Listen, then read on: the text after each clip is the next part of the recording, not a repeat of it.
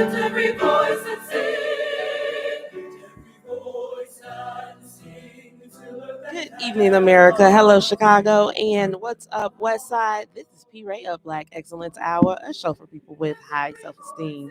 You could have been anywhere on this warm Sunday afternoon, and you chose to come here and hang out with me at Black Excellence Hour. And as always, I appreciate the company. If you are watching live on the Facebook Live page or on the Intellectual Radio YouTube page, be sure to share the live, share the live. We've been hearing a lot of stuff about the COVID and PPP loans, what went in, what came back. People were losing benefits. It was just a mess. So in studio today, I have my guest, Miss Kimberly Saunders. She is going to talk to us about her journey of getting her housing back for her family, because again, there was just a lot of confusion and chaos and how other people can also resecure their housing. So and then I also have my shotgun co-host, Mr. Mark Alexander, who is going to be on very shortly. And as always, we are going to start with a dose of self-esteem from the greatest president to ever do it, Mr. Donald John Trump Sr., who is, by the way, on his way. For real, for real. They've been saying for a long time Trump is coming, but in for real life, Trump is on his way. And when he comes, a ball is about to be had on the West Side. A time is about to be had. Y'all just do not even understand what's about to happen very soon in the city of Chicago, because we all know that there is only one person who can save us from the chaos that we're in, and this is the man right here. Roll tape. African Americans built this nation. You built this nation.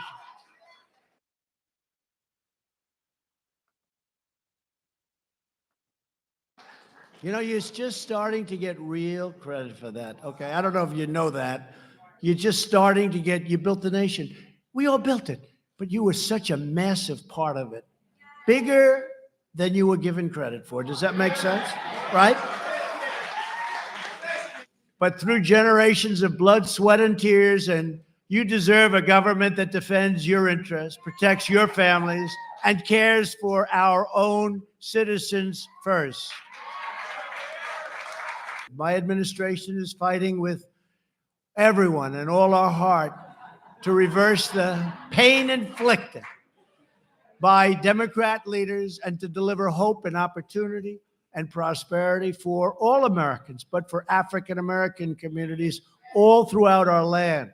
And our agenda is lifting up citizens of every background, race, religion, color, and creed.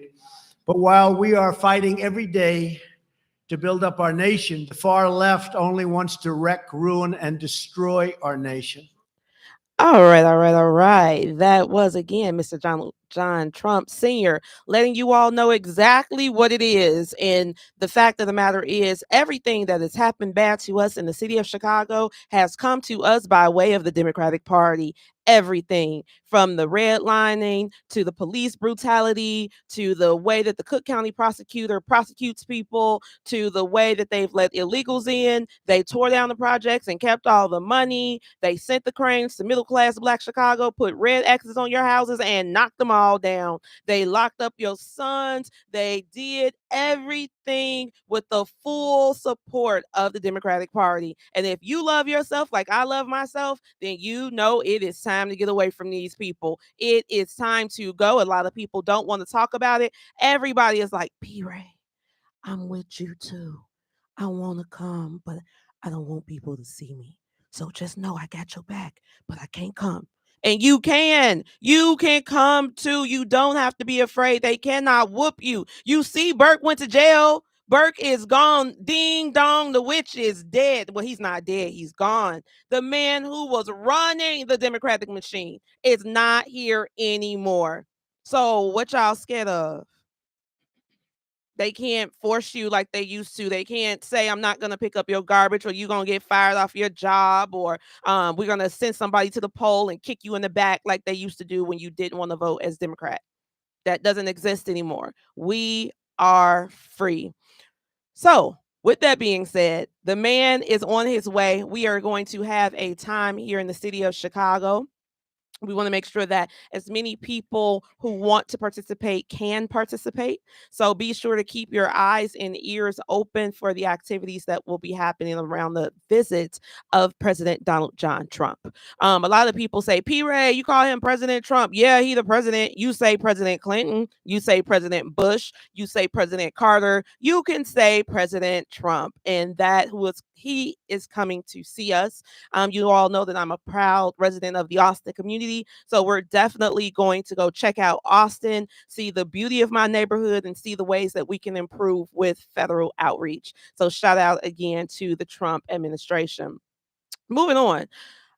Did you all know that the January 6th fiasco has just been sort of adjudicated by the Supreme Court?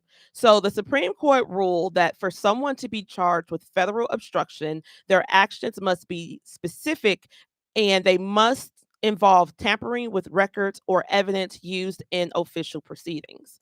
They said that because they decided this, their decision affects the cases like the January 6th protests because now they are limited under what they can be prosecuted under, which means they are about to get free. Freedom boys. What y'all thought this was a game? Y'all thought y'all were just going to lock up all these people and nothing was going to happen? All of those people who got locked up for obstruction, they are about to get out of federal prison. Shout out to the Supreme Court. The three reasons that they use is that one, they limited what could be obstruction. They said that it's not just enough to disrupt an official process. The disruption must involve interfering with actual evidence or documents. So going into the Capitol and screaming and jumping down the stairs and doing whatever you're doing, that is not obstruction.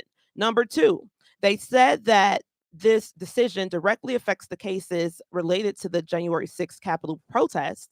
And that means that the people who are in jail might get out, and the people who are on their way to court will not face federal obstruction charges unless they went to bother evidence or records. So the people who went into Nancy Pelosi's office and bothered her computer and touched all her papers, those people are going to get charged with obstruction. But the people who just went in there and walked around, nothing's happening to them. Number three, the ruling is intended to stop prosecutors from using the obstruction law too broadly.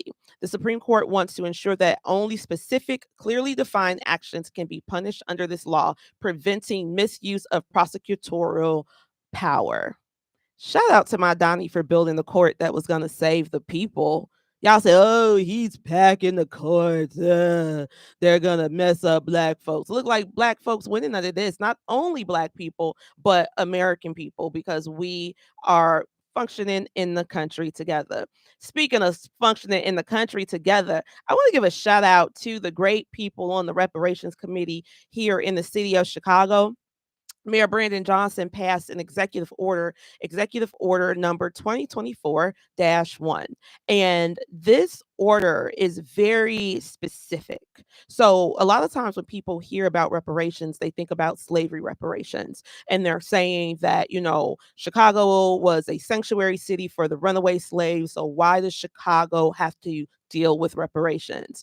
Well, friends, this is what's in the executive order.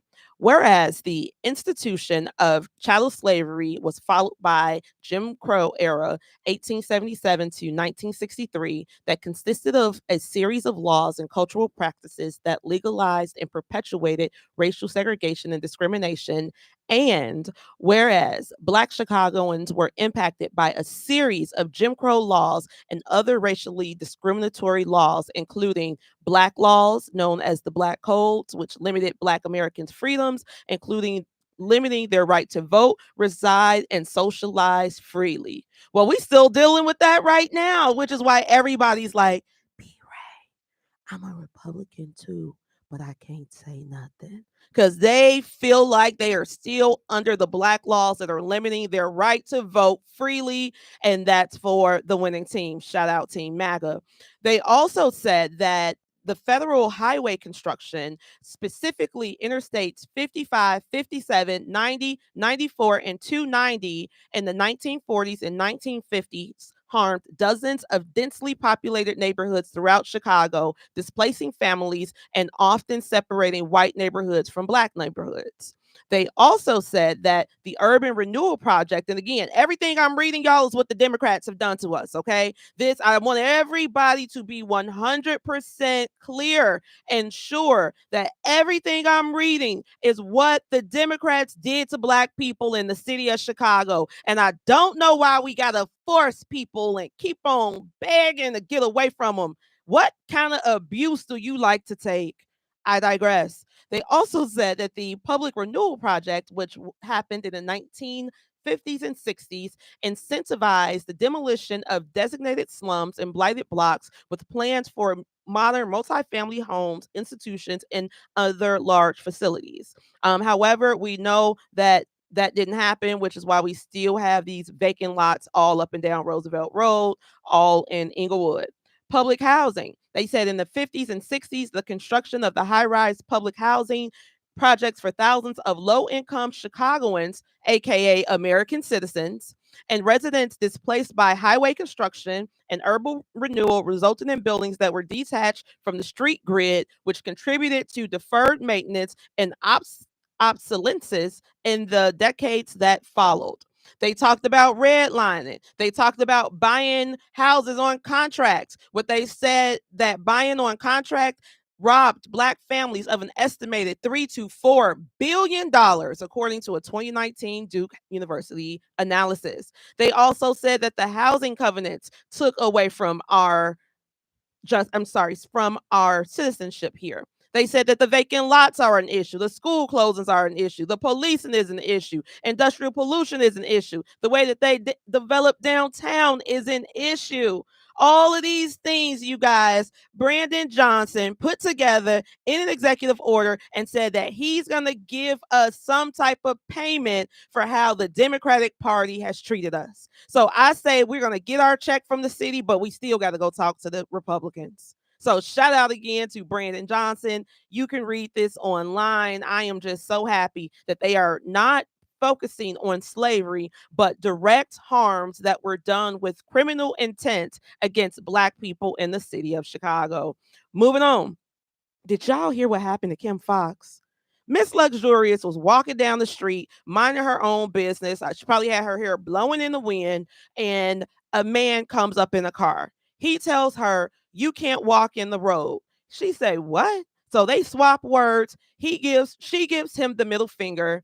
He reverses his car toward her, lets down his window, and throws his drink in her face. Now, he thought that this was just a random, regular, schmegular Black woman that he was attacking on the road, but it was Cook County State's Attorney Kim Fox. And she threw 2 felonies on that man's head. And people were saying, well, she doesn't charge for felonies with other things. And I agree. However, the fact that he thought that this was just some random woman that he could assault like that is egregious. So shout out to Kim Fox. Moving on. Did you all see the debate? I told you Jim Crow Joe was not ready and or right. Jim Crow Joe and my Donnie decided that they were going to do a debate on CNN. And oh my God, was it a sight to see. I actually felt kind of bad for Joe because it really looked like, hold on, let me pull him back. It really looked like elder abuse. And I'm like, why do they have him on here? He can't talk. He's losing his train of thought. He can't, he's just not the best. If I had an elder who was like this, I wouldn't put my elder on national TV like this. So it just screamed elder abuse to me. And I feel like my Donnie was really holding back on him because he didn't want the people to think that he was a bully by beating up this man who's obviously sick. But this is a moment that stood out to me. Roll tape. Move until we get the total ban on the total initiative relative to what we can do with more border patrol and more asylum officers. President Trump? I really don't know what he said at the end of that sentence. I don't think he knows what he said either. Look, we had the safest border in the history of our country. The border. Did you understand what the president said? He said, humana border, humana border. My Donnie said, what? I don't know what he just said. And I don't think he knows either. Nobody thinks that he knows. This is really bad, y'all. This is the man who has the nuclear codes. Literally. Like, this is not a joke. So now they're saying they've been talking all across the news networks about how the Democrats are scrambling because they want to get rid of Joe. They want to put somebody else in the game. A lot of people have been floating JB Pritzker's name. I said that I don't even think JB would win the state of Illinois, but JB want to do it. Gavin Newsom want to do it. Kamala apparently has an attitude because they're not trying to consider her at all. It's just a mess. However, I don't get into the Democrats' business because I really don't care. But this is what I want to tell you guys. Meaning Joe, he has a sister named Valerie, and they're saying that a very close friend of Valerie's called into a show today. And Valerie said that she's very upset with the First Lady, Jill Biden, because she says that she believes that Jill is abusing her brother, Joe. Valerie said that she's worried about Joe's advanced and deteriorating dementia, and she's been pushing Joe to retire for well over 2 years as she's watched her brother's mental capacity and agility fall at a rapid decline. She blames the First Lady, Jill, for pushing him to continue as she believes that her brother can no longer decide with any real cognitive acumen for himself. We're told that Valerie is extremely upset with Jill, and she is pushing her brother into the public, knowing that he can't even control his emotions right now. She believes that because Jill is pushing him into the public eye, this is going to permanently ruin her brother's legacy. And Jill is just doing this to feed her own ego and remain relevant. Scandalous. But in any case, we need to figure out what we're going to do about Joe. Joe is not ready. We got Putin talking mess. We got Kim Jong-un talking mess. We got the president of China talking mess. We got all these people saying that they're going to click up. They got sales in our country. They're going to do all this stuff. And Joe can't even complete a sentence. I'm going to roll this 20 seconds back for y'all again so we can hear how serious this is. We get the total ban on the total initiative relative to what we can do with more Border Patrol and more asylum officers. President Trump? I really don't know what he said at the end of that sentence. I don't think he knows what he said either. Look. It's bad. Moving on. Let's get to my guest. That's everything I wanted to catch everybody up on. Be sure to go buy yourself some cases of water if you can. Buy some water. Keep water in your house by the jug. We do not know what's going on, but if anything happens, you're definitely going to need that water. Let's get to our guest.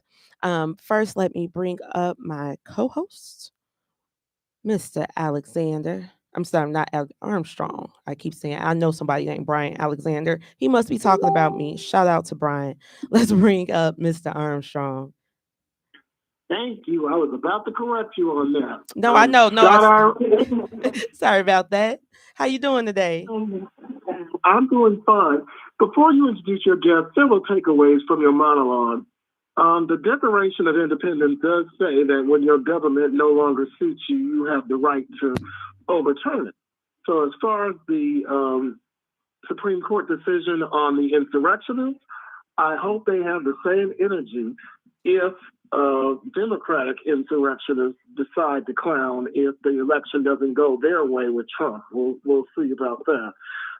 Another problem I find with the Supreme Court's rulings this week is and last week is their redefinition of bribery. So as you know, they ruled in one case that something could be ruled a gratuity, I think it is the term they use for it. Yes. So we'll be interested to see how that works out with Burke, which most of us agree need to be where he's headed, and Kerry Austin, for that matter, who was very hyper corrupt when it came to gratuities or bribes. We'll see how the Cook County, how the federal courts rule in her case. Well, I think that this is what they get. Can you hear me? I'm getting a little feedback from you. I hear you loud and clear. Okay. Yeah, I think that this again is what they get for trying to divest from the black politicians and trying to go do business with the Hispanics. The Mexican community Mhm. crashed the machine, and that only happened because the machine decided that they were done with black folks. So they put in this whole plan to push us out and move them in, but they didn't know that they would go and seize power like that. And we have a new machine now where we have a pipeline of corruption from Springfield to City Hall to the county building or the county board of commissioners to even the south suburbs with Tiffany Hayward or whatever. They use the same attorney. Many of them have used the same attorney that Hayward uses. What was it, Delgado? And they also use the same lobbyist that's connected with Donnie Trotter, the former state senator, who used to be was once a roommate of the Attorney General, Kwame Raoul. Oh, so this goes So way that's back. yeah, it goes way back. So instead of talking up the time about that, because we can talk about that at a later time, why don't we go ahead with our guest? So we have our guest in studio, Miss Kimberly Saunders. And Kimberly was very successful at getting back her housing voucher after the Chicago Housing Authority decided to take it away from her for participating in the paycheck protection, was it PPP? Paycheck protection, let's say the PPP loans. And so she went to court. She fought on her own to get it back. She got her voucher back, which now will give housing to thousands of other families in the city. Welcome to the show, Kimberly. Thank you for having me. So tell us about what. Before we get, let's introduce the other two guests before we get into before we get ahead of ourselves. So we should also have Jory Norman, who also known as J Norm, who's one of the co-promoters of what Guinness Book of World Records is clocked as the world's longest continuing running hip hop open mic. It occurs on Tuesdays, but it's more than a party, which, by the way, it's going to turn 25 years old on having silver anniversary in November. And on top of that, it's more than just a party. It's turned into a community resource and institution. So, Joy, are you there? Oh, wait, it's not time for Joy yet. We want to talk to Kim first. We're going to talk to her for a few minutes and then go to Jory and then go to Flora. Uh-huh. Okay, go ahead. I didn't know what the format. I'm going to rocket this show. Go ahead. Sorry. It's okay. So Kimberly, tell us about what happened with the court process, or give it to us from the beginning, whatever point you want to start at, because I know that you shared with me that the story that is in the paper didn't clearly tell the public about what happened.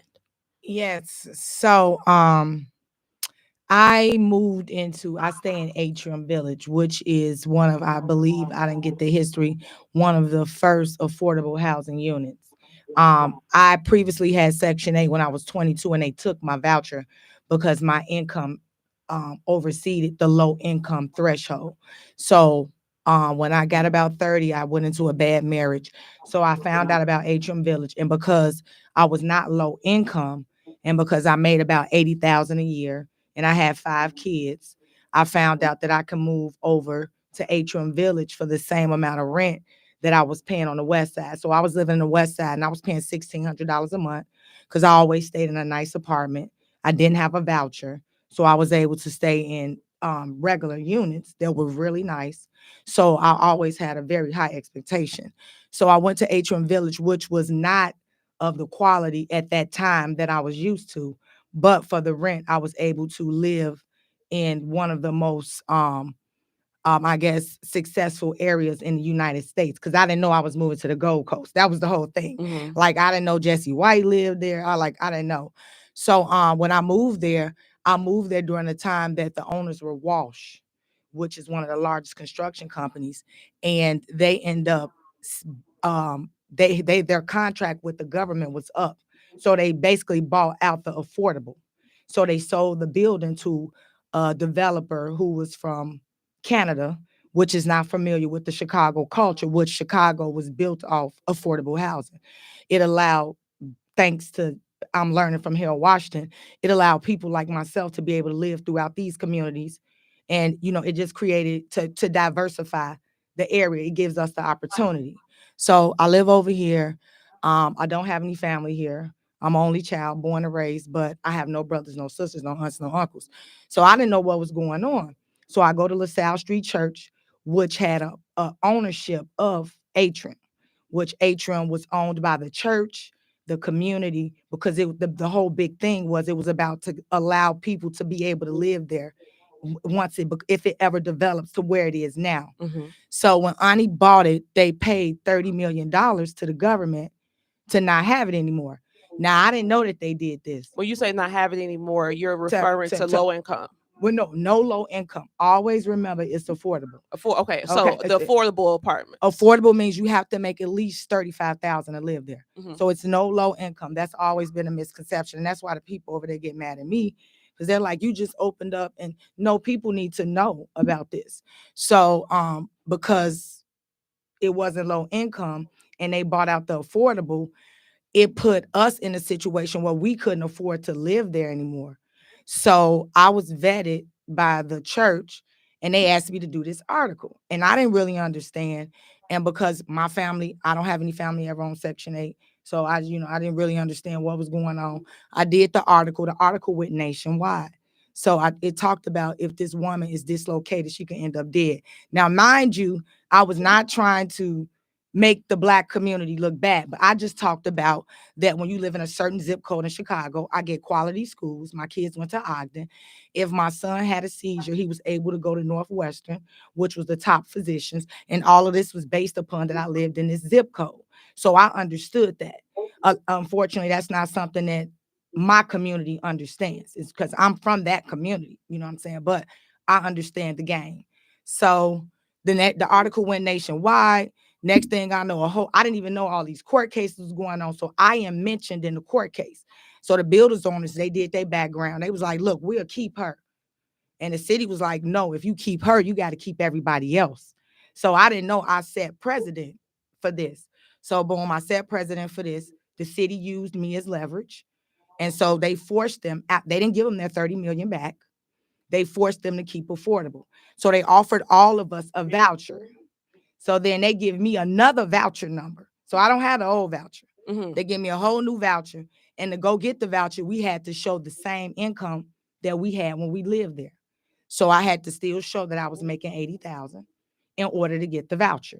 So again, in the whole voucher system, it's crazy because at the same time, they had shut down something going on in the city and they moved all this money it's like it seemed like for our situation.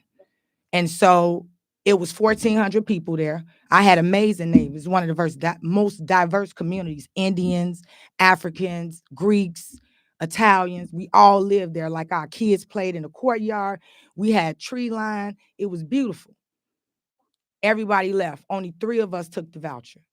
Because everybody was like, no, anything with Section 8, they're like, no, we don't want to be related to the poor.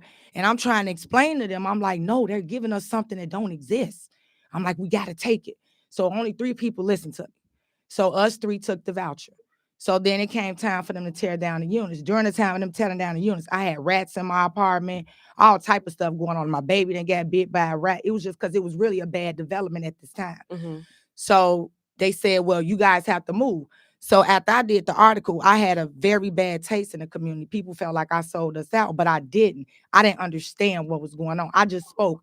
No offense against a low-income woman, but I work. I make money. So, like, I'm not going to sit here and play like I'm broke. I wasn't raised like that. So, I pay my dues. So they said that, well, you got to move out. So I said, well, I'm not going out west. So they had to give me, I hear what people say, a super voucher. So they gave me a voucher for $5,000 to stay in the area, because that was another thing. They were like, you can't move these people, because again, I'm fighting a fight. Like, this is my community. Like, I'm not going. I've been over here already for like 5 years. I'm not going back out west. So they got a voucher. Boom. I got the voucher. I moved back in the building. I was the 3rd person to move in the building. Luxurious building. Beautiful. I felt very intimidated there. Never felt comfortable. Me and my kids walked around like we were afraid, because I didn't have the confidence, right? Boom. Within 5 months, I got wrote up to get put out. Within 5 months, they had broke my lease. So I found out they were using me. They moved some lady next door to me from Michigan. Like, they were setting me up. They ain't know they set up the right Black woman, because my kids are raised right. So everything they did, we ended up going to court. So literally in December 2021, I won a court case from the building. 3 months later, now Section 8 talking about I did the PPP. So all this is an attack. So now I'm feeling attacked because don't nobody in the world know what's going on. So now here I go. So now my family mad at me. They like, you done got in the paper with this low income stuff, because none of them ever had Section 8. So I told them, no, you don't understand. This is what the city is built off of. So then I go to a hearing with CHA because I didn't understand. All along, some lady had solicited me online, and she was like, oh, I could get you some grant money. She didn't give me none. I gave her my information. Yeah, I did it. It was COVID. Like, it was a lot going on. They telling us the world about to end. So I did it. I didn't know what I was doing. So then this is what the accusations was. The problem was I didn't have any of the paperwork. I didn't have any of the email address. I didn't have nothing. I didn't have it. So I'm being honest with them.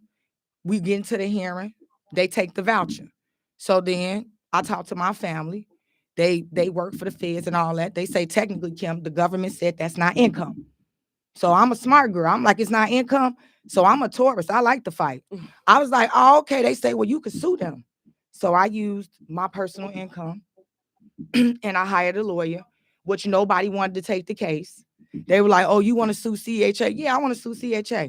So I got this lawyer who me and him are not seeing eye to eye because I want $30,000. But he took the case and he went down the rabbit hole. We lost the case on the state level, and it was not for what they accused me of. It was other things. And so he ended up telling them, like, you can't do that. Like, you have to go off what the original charges was. So then he told me that. I said, okay, well, I'll go to circuit court. I don't have nothing to lose. So we went to circuit court. So in the circuit court, he fought that this was not income based upon the government, this is what I always try to educate my people on. It's always loopholes. They don't expect us to know, but this is why we have to speak up. And so all I know is, like, 1 week before I won the case, which I'm learning about because I have a lot of lawyers that's reached out to me, like, you won the case. Like, them judges like you need to read. I got to find the judges. Shout out to the judges. One of them was a woman. Thank you. And it was also, I heard, an African-American judge. Thank you. But again, I didn't understand what I was doing. And my lawyer's like, you just said president again. So mind you, I didn't have any support from my people. And I continuously, this is like my third battle. And I continuously do it because I only have my three kids that still live here. I have no cousins. So nobody in my family is going to benefit. I was taught to do this for my people. And I hope that this inspires somebody in our community to know that we have to stop with the crabs in a barrel. And if it's something that you can do, speak up. It may not benefit you, but it could help somebody else. And that's why I did it, because right now, like, I'm thankful that they gave a voucher back. I'm going to give it to my children because I was able to scale up during the pandemic. And so now my children will use it and they'll be able to stay in the community. And that's just what I wanted. And my kids are disabled. So that's what this type of situation is for. People like me to have disabled kids, or for the kids to have it. And that was my whole thing. I don't need it for 20 years. I'm not trying to pass it along to one of my kids that's well doing. I'm going to give it to one of my kids that need it. And that's what it's for. Wow. That is amazing, Kim. Because we have heard so many tragedies and trauma stories about CHA, and you were able to defeat them not once, but twice. And that is a big deal because we know that CHA, as stated in the reparations executive order, has been bothering us for a very long time. And you were the superhero who put on your cape and fought back on those people. So thank you. I want to just say one thing, that we have to understand that this city is built off affordable. So Section 8 is meant for low income, which I feel is for like up and coming youth, veterans, mental illness. A woman like myself, up looking beautiful, I can work. That's where ARO comes in. So I want my community to know, like, we hear the CHA, but don't forget we have ARO. We have so many other programs in this city that as you scale up, and when you get to a certain point, that's when you are the leader. Like, everybody can't be at the bottom. So, it's not meant for us to stay on it for 30 years. And that was the whole thing that I won the case for, because they did the background. No, I ain't been 5th generation on it. And they thought they was going to give it to me and I was going to be quiet. No, you got to help everybody with me, all my old neighbors. It was people on my grounds that's 80 years old. They still kept one of the buildings. Jesse White living there, all the seniors. They still there. And that's what inspired me, because they deserve to still stay in their community. Thank you, Kim. Like I say, you did that. I'm sorry. Go ahead, Mark. I was going to say, can we move on to Jory and Flora now? Yes, we can. We still got time left in the show. We got plenty of time left. I just wanted to make sure that everybody knows, because I know that we do want to talk to them because it is Black Music Month, but we also want to make sure that the housing is properly settled for our people. Because the thing that pushed P-Ray to the conservative side is federal housing. That's why I went to the White House and walked dead up to Ben Carson and said, you got some work to do in Chicago. Come on, let me tell you about it. So thank you, Kim, really, for not centering. Because she is an advocate for homeless youth, but I know. Come on after Joe. Okay. Thank you for doing the work, because again, we know that CHA has real work to do, and the only way that we're going to get any movement out of them, period, is if we do it through the courts. Or bring my Donnie back. Bring him back. He is on his way, and we're definitely going to talk about CHA. Let's move on. And again, I'm sorry. Yeah, I was going to say, yeah. So do you want to bring Jory on now? Or? Okay, let's bring on Jory. Jory? Is this Jory? Hello? Jory? We told them the lines were open. Hi, welcome to Black Excellence Hour. I think they may have brought me on. Oh, okay. Well, we got Flora. So let's go with Florida, and Jory will be the best for last. Flora Koppel is, by the way, one of the matriarchs of Chicago hip hop. The other one that we had, I think, two Sundays ago, was Kimberly Marshall, who is the mother of the late Trey is Dope, or Hoyle David Marshall III, who was the first Cook County hip hop Olympics champion. Flora is the mother of one of the lead pioneers of Chicago hip hop, who went by the handle of Peely Fresh. Government name was Parker Williams Lee. Parker Lee Williams. Sorry about that, Flora. And besides being an iconic b-boy and DJ and the producing half of an underground group known as the Mental Giants that collaborated at one time with Cold Crush Brothers, he was also the longtime music supervisor for the Oprah Winfrey Show and Harper Productions. And Flora had, even before Parker died too soon in, 2021? 2021 at Northwestern Hospital from complications from COVID. She's always been involved in homeless youth. And why don't you talk a little bit about that, Flora? Welcome. Sure. I've been working since we came to Chicago in 1983. I've been working with, can you hear me? I can hear you. No, we can hear you. Yeah, okay. I've been working with homeless youth ages 18 to 24. And that's both singles and those with children, families. And we've been working to provide various kinds of programs for them in the agencies I work in. I just started a new agency, And we have what they call a rapid rehousing program for 18 to 24-year-olds, meaning that they get their own apartment in their name. We help them get that, and we give them subsidies for up to 18 months.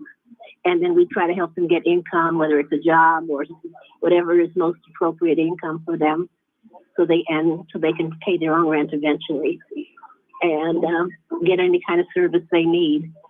And I'm also an advocate for homeless youth, because the homeless youth are pretty much forgotten about when they even talk about serving homeless, much less people in general.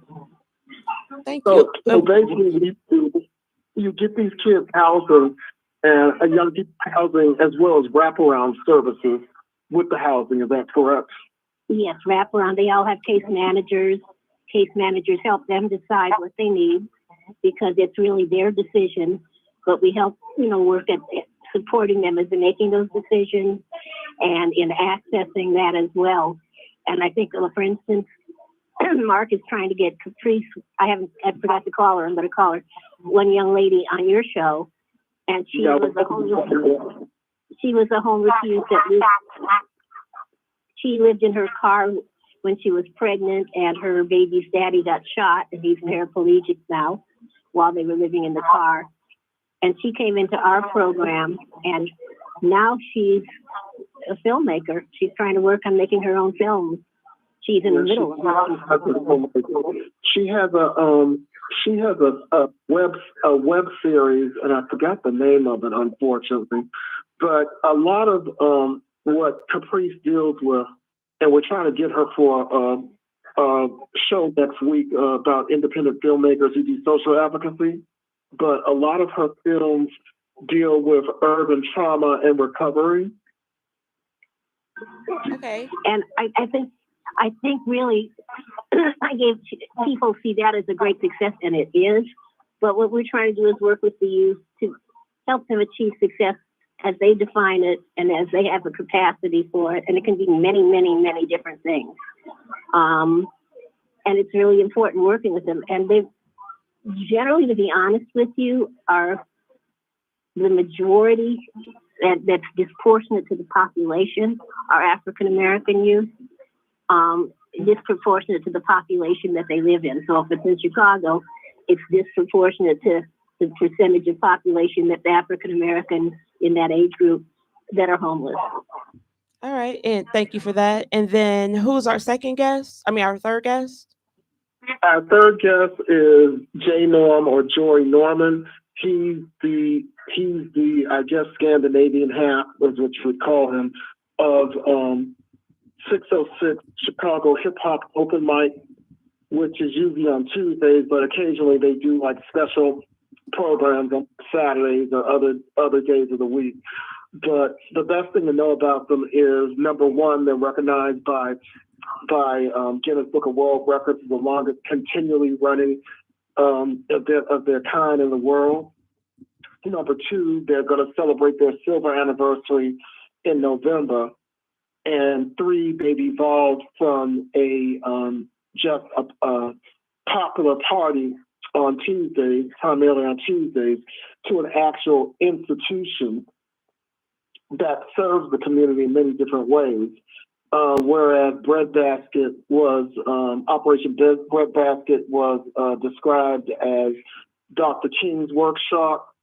They're kind of our workshop for civic engagement, civic organizing, and civic action. Some of the things they've been involved with over the past decade have included getting a rollback on amusement taxes for small venue events like themselves, so that artists and the nightlife staff that support them will have a little bit more money to take home at the end of the night and out the door. So And let's hear from the guests. Huh? I said, let's hear from the guests. How you doing? Welcome to Black Excellence Hour. Hi, how are you? Good. Thank you so much for joining us.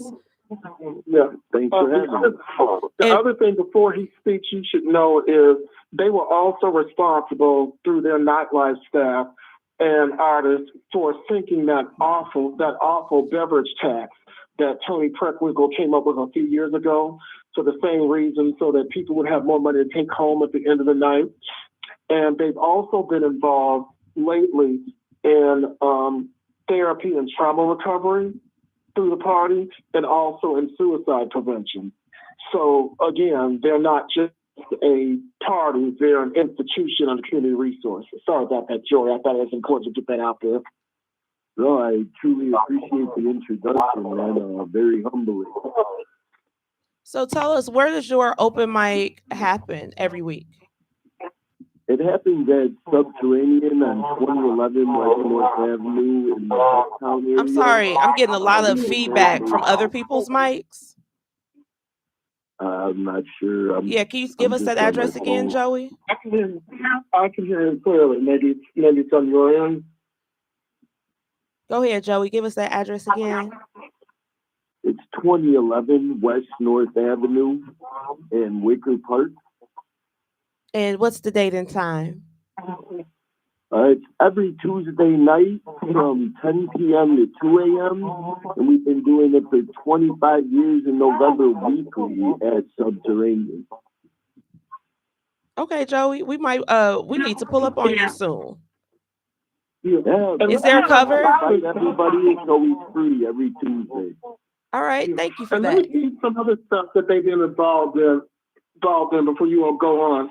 Lately, we've involved in petitioning or hitting up, I don't want to say lobbying because we aren't registered lobbyists, but hitting up the city council committee of the public safety and fire and police committee rather, to deal with the escalating crime in the Wicker Park, Bucktown area.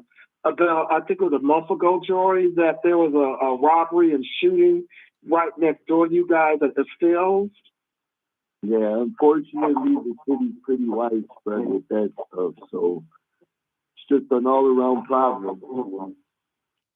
Yeah, and that's because there isn't as you know from my reporting from City Hall, the mayor just doesn't have a plan. There is no public safety plan.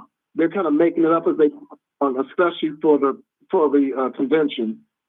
So we were told very times for sure. Yeah, so we were told that they would have a piece of a plan by the time of the convention. And I was like, well, how is that going to affect your vendor? Because you realize Subterranean, which is the home of the Sub P Lounge of Subterranean, is the home of 606 Chicago Hip Hop Open Mic. So, what are you going to do for them during the convention? And furthermore, what are you going to do about this nightlife business arts policy that the mayor has that it has yet to even jumpstart? The plan is supposed to support nightlife business in some way. We don't know exactly how. And it's also supposed to entail a deputy mayor of nightlife business. So unsuccessfully, we've been trying to get some of the hip hop community and other urban fine arts community, like the reggae community, to caucus on a plan. And so without that happening, we're just consulting people like or institutions like 606 Chicago Hip Hop separately to come up with some initiatives, one for the mayor's nightlife arts policy, as well as to come up with some initiatives that the delegates to the Democratic and Republican national conventions need to take to their platform committees or whoever is dealing with the platform. Mainly, we've been pushing since Jonathan Jackson, U.S. Representative Jonathan Jackson, who's my congressman, has been talking about closing the digital divide of maybe bringing nightclubs into that. Well, for example. Well, go ahead. Well, no, I have to wrap up. I've gotten the wrap up signal a couple of times. Joey, when I pull up from Black Excellence Hour, I'm gonna say, "Where's Joey?" And you gotta hook me up, okay? I got you, girl. I got you. All right, I'm gonna see you in a little while. Have a good one. You too. And I want to thank our other guests. Ma'am, can you tell us the name of your organization? You're talking about me, Fresh Path Inc. Fresh Path Inc. All right, and thank you so much again for joining the show. And as always, Mr. Armstrong, thank you for being a great shotgun. Yep. And we are at the end of the show. That means that the music is going to start playing in just one moment, because we know that at the end of the day, we must save ourselves.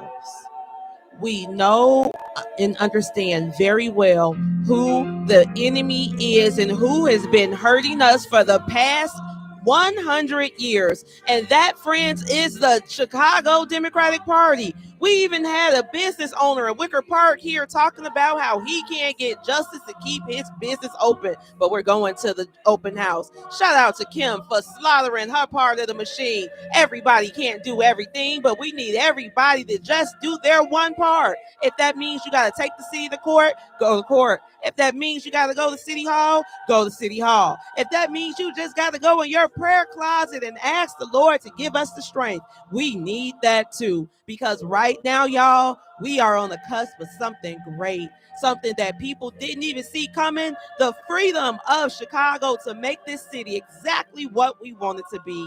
This is P. Ray of Black Excellence Hour, a show for people with high self-esteem. Be sure to check in with me on chicagored.org so you can keep up with the movement. And ciao. See you later.